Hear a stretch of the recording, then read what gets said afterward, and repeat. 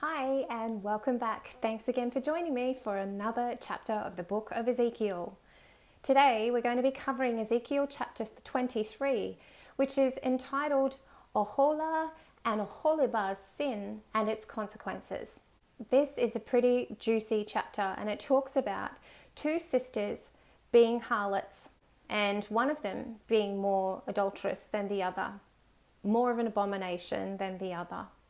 So in this chapter, we're going to go into a little bit of detail. Obviously, there are some sensitive topics that are covered in this chapter. If you haven't already, please dedicate this time to the Holy Spirit, who will impart wisdom to you as you listen. Thanks so much for watching. Ezekiel chapter 23, Oholah and Oholibah's sin and its consequences. We are now at the end of the first half, the period of prophecies that bring the faithfulness of Israel to the forefront. This has been happening for Israel for a few years now through Ezekiel. They have been presented with mimes, silence, prophecy and warning that the Babylonians are coming back for a third and final time to destroy Jerusalem and remove the promised land from its people. Israel have received some pretty severe consequences for their continual idolatry and disobedience, the Lord even withdrawing himself from their temple. The final two chapters of the first half have an allegory and a parable. It makes clear just how deserving Israel is of the judgment and its consequences. Chapter 23, which we're covering today, is an allegory about two harlot sisters, Oholah and Oholibah. These sisters represent the idolatrous history of Israel. Chapter 24 is Babylon's third and final attack. Now to the allegory. Two sisters. Descriptive language to describe the northern and southern kingdoms of Israel. Oholah represents Samaria or the northern kingdom, and Oholibah represents Jerusalem or Judah, the southern kingdom. But both of them together represent the division of Israel. Oholibah is looking for the strongest man she can find. Verse 11 to 21 outlines that donkeys and horses are a metaphor here for hyperactive sexual lust. The discharge that is referenced here is related to the woman, not the man. Israel was calling to the Egyptian gods to come unto her, as if she were on heat and he was a stud horse, making them debased as possible. Its shocking language and provocative imagery captures their attention. Verse 22 goes into the judgment. It says, "You will be referred to as more shocking than a Sumerian." Remember we discussed in previous chapters that Samaria was known as being so debaucherous that their names weren't even mentioned? But this sister is worse.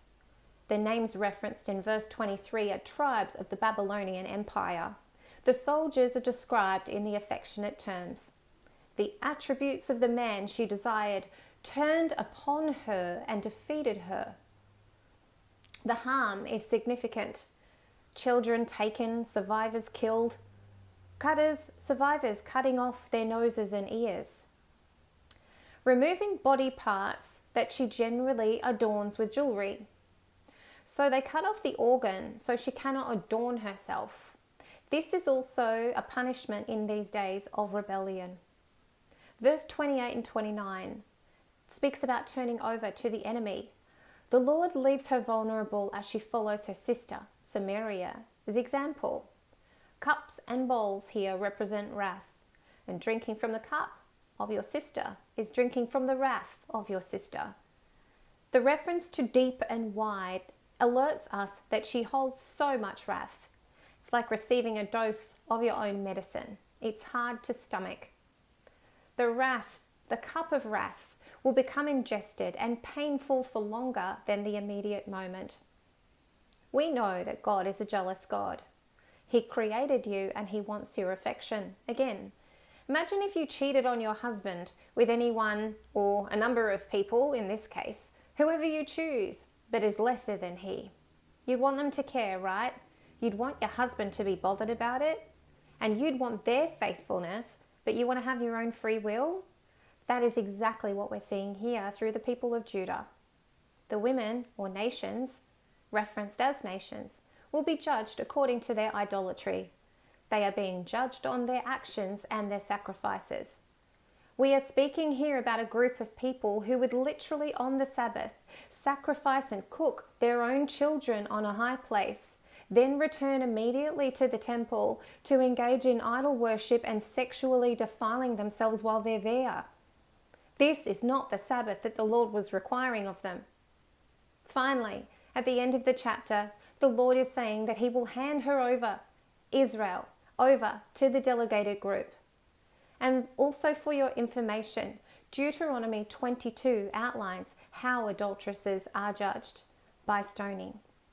Thanks again for watching. We'll be moving into chapter 24 shortly. If you have any questions or comments, please put them in the comments box below. And thanks again for watching. And if you haven't already, please like, share, and subscribe.